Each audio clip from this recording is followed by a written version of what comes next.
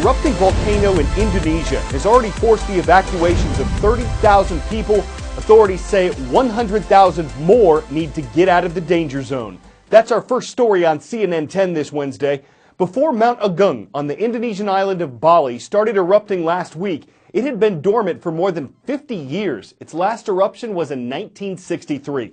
But though it spewed ash more than 5 miles into the air over the past few days, authorities are concerned that a larger eruption could happen soon. So Bali's main airport has been shut down. Tens of thousands of people have headed to shelters, and everyone within 6 miles of Mount Agung's peak has been ordered to evacuate, though government officials say many are staying in their homes to protect their gardens and their animals.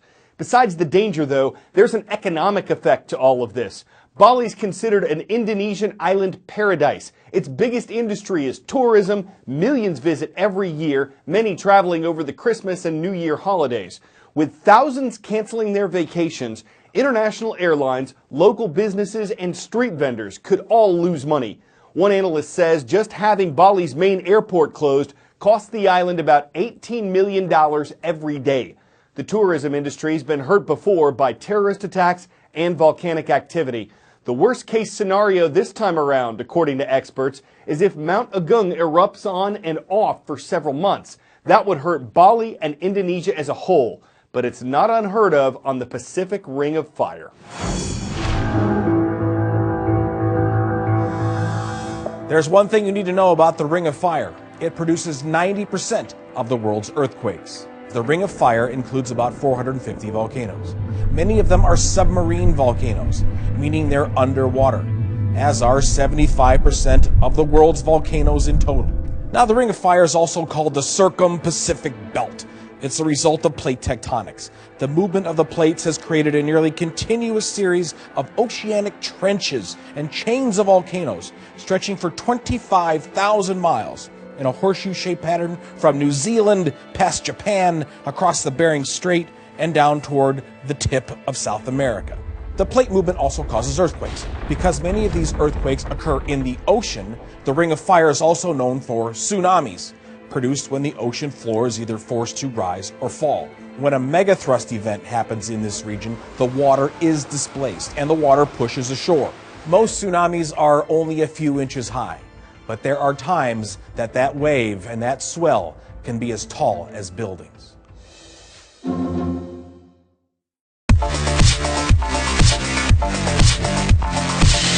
Earth only dates back to 1924. About 1,000 people live there, and it's not too far from New Mexico.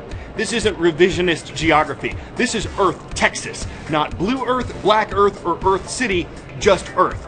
Now, there are several stories about how this tiny town got its name, and we don't know for sure which is true.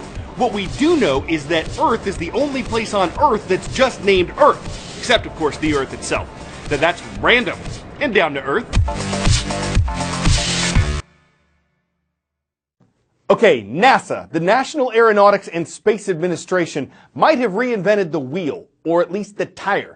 The problem? NASA's Curiosity rover, a $2.5 billion vehicle that's currently wheeling around Mars, has significant damage to its tires. Small rocks apparently tore large holes in them.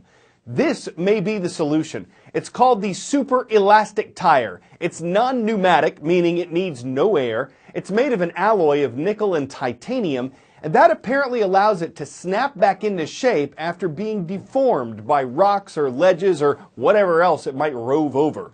NASA says the super elastic tires were created for future Mars missions, though they probably won't be used on the next one scheduled for 2020. But engineers say they may be used on Earthbound vehicles one day. Even if they're better than the current air and rubber variety, though, there's a chance their cost would be considerably higher, maybe astronomical. Though sales of electric cars have increased in recent years and engineers are constantly looking for alternatives to gasoline, the internal combustion engine is not on the way out, though the inventor of a new hydrogen-powered vehicle disagrees. For one thing, gas-powered cars are more profitable for companies to manufacture. There are tens of thousands more gas stations than there are public fast charging places. Gas-powered vehicles are becoming more fuel efficient, and that fuel is a lot cheaper than hydrogen. Still, As technology advances, you can expect to see other types of vehicles more often.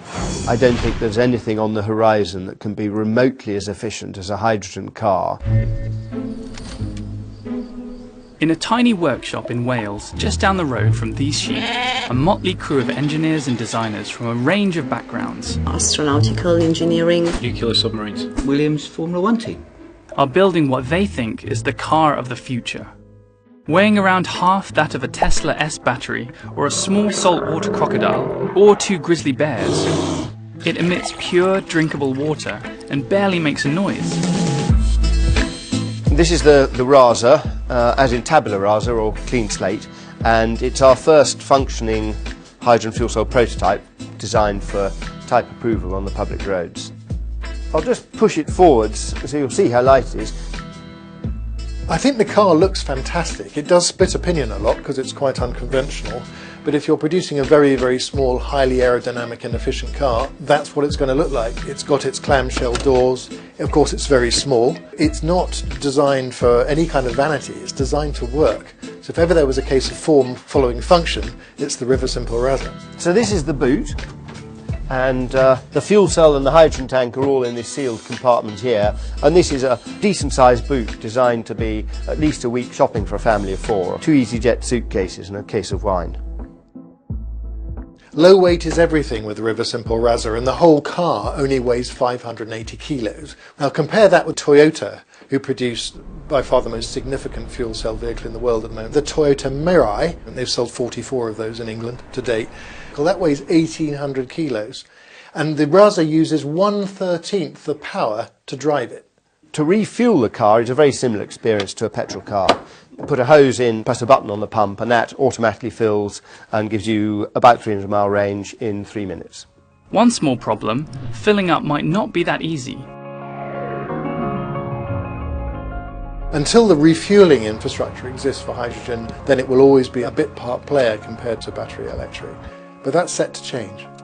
I think everybody's accepted now that petrol engines are on the way out, and people are rather grasping at straws thinking that batteries are the only solution. The problem is we have 30 million cars in the UK. It is inconceivable to have battery charging stations for 30 million cars. Infrastructure isn't the only challenge. Embracing hydrofuel on a global scale will require a global mind shift, and an understanding that hydrogen as fuel isn't dangerous, stored in tanks designed to withstand massive pressure.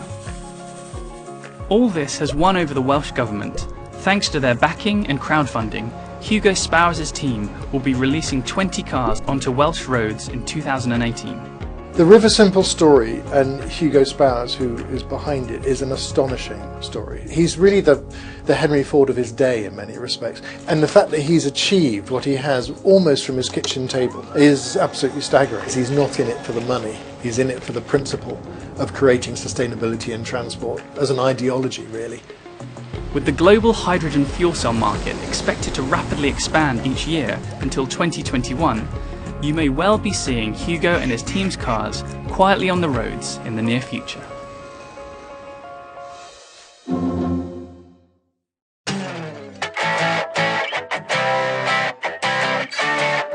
In addition to the extensive training they have for their jobs, police officers often add fitness training to their schedules. And sometimes that includes members of the famous K9 units. Nitro is a perfect example. In the warm-up for the nightly routine of a K9 unit in Alabama, the officers and the Dutch Shepherd do push-ups. The video, which started as a way to remind people to lock their cars, has gone viral thanks to the dexterity of the dog. Of course, other breeds work out. The Boxer comes to mind. Then there's the Border Collie, the Squatsund, the Bar Belgian Sheepdog, the Chihuahua Weightlifter, the English Flexhound, the Bench-on Freeze, the Bernese Mountain Climber, the Alaskan Malabrute. There may be more, but we'll stick with K9 of them for now, because that's 10 out of 10 for CNN 10. I'm Carl Azuz.